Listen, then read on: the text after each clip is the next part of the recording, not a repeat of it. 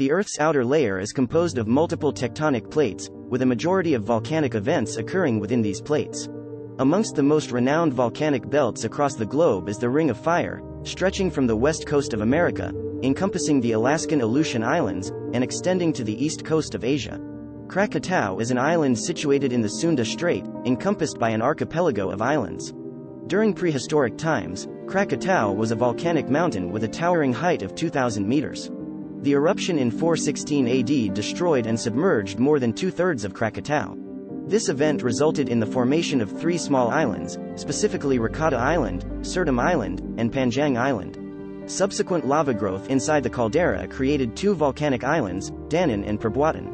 On August 27, 1883, a catastrophic eruption occurred, annihilating roughly 60% of the central portion of Krakatau and forming a caldera with a diameter of around 7 kilometers.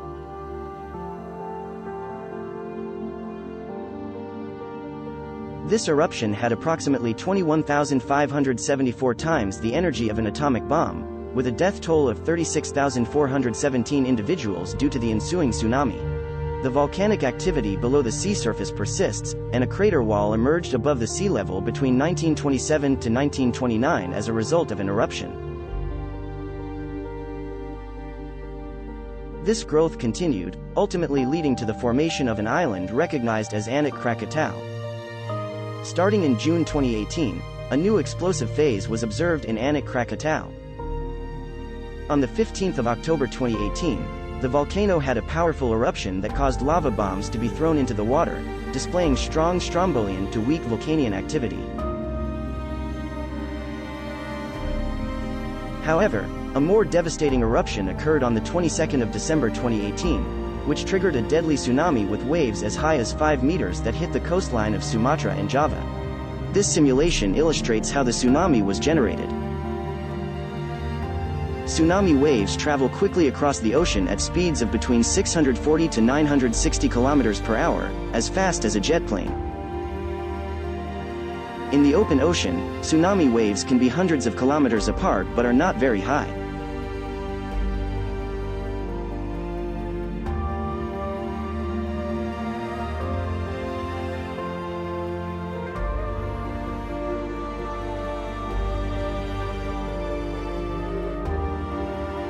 As the waves approach shallow water, they slow down, increase in height and get closer together.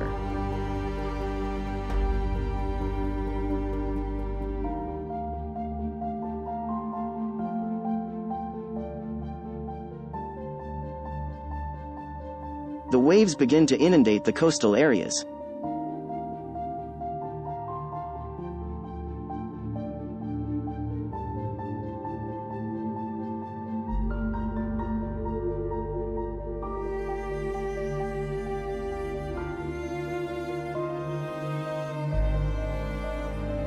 As it hit the coast, the water draws back further than normal and is joined by the next inundating wave.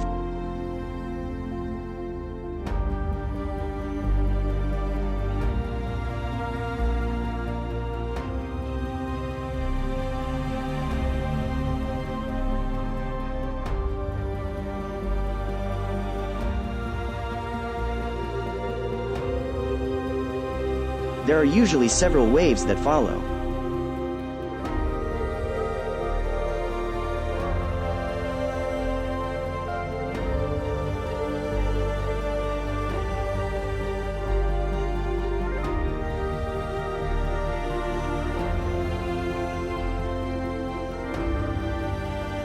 The disaster agency reported a death toll of 437 with over 14,000 people injured.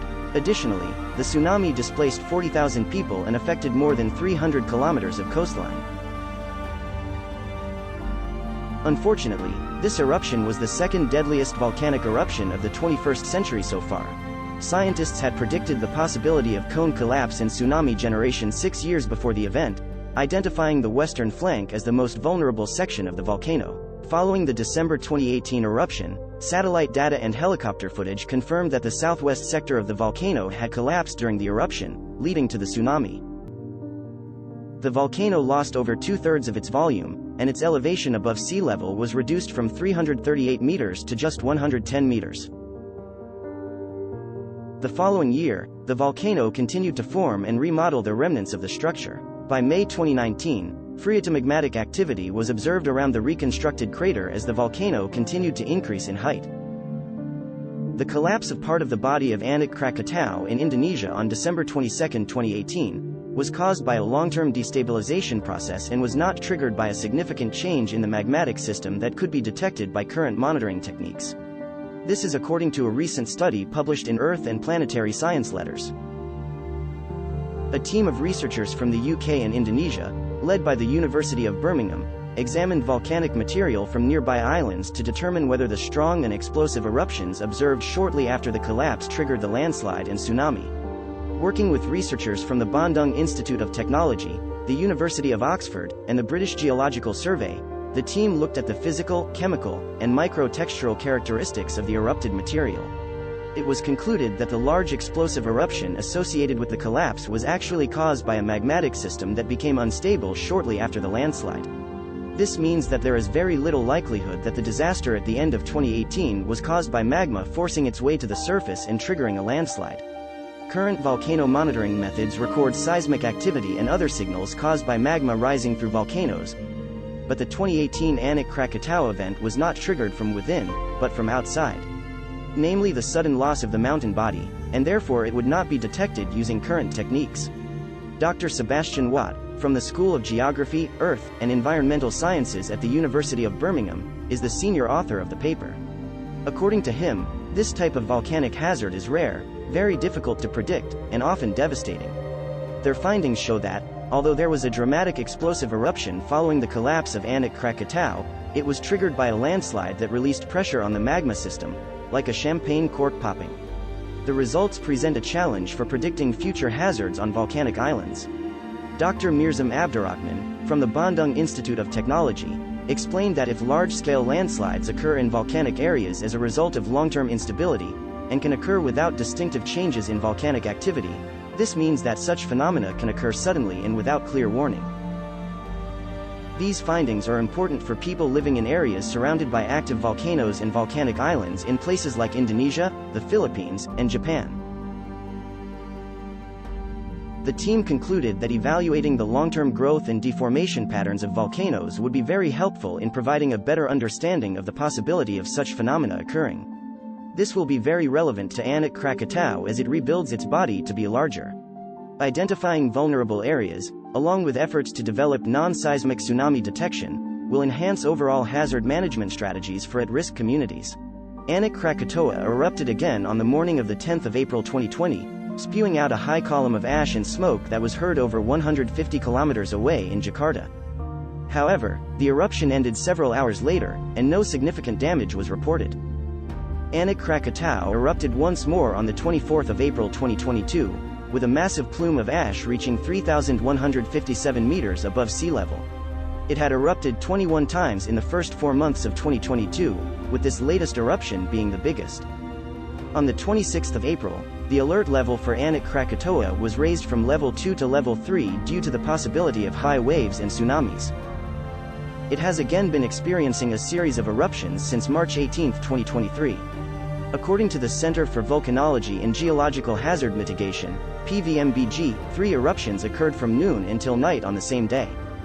Based on the official website of PVMBG, the first eruption occurred at 1446 Western Indonesian time, with a column of ash reaching up to 500 meters high.